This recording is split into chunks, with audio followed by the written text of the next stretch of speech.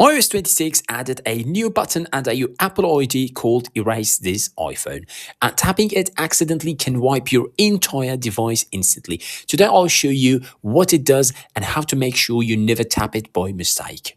Welcome back to Tech Tips. There's a new change in iOS. When you open Settings, your Apple ID, scroll down, tap Sign Out, you now see two buttons. Erase This iPhone, Sign Out, Don't Erase.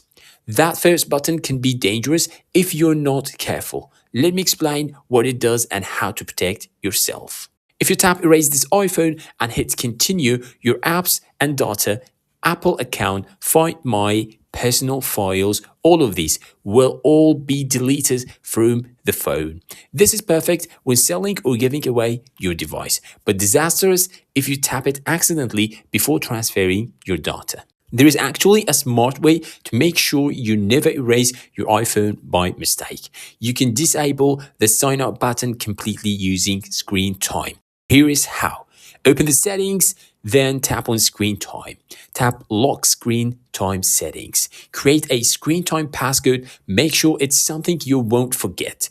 And you can set up a recovery method if you want. Once screen time is on, go back to your Apple ID page. Now check again.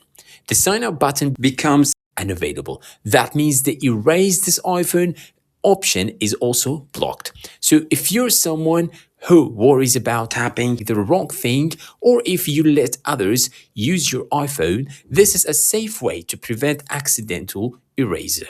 So that's how you can avoid the scary Erase This iPhone option and keep your data safe.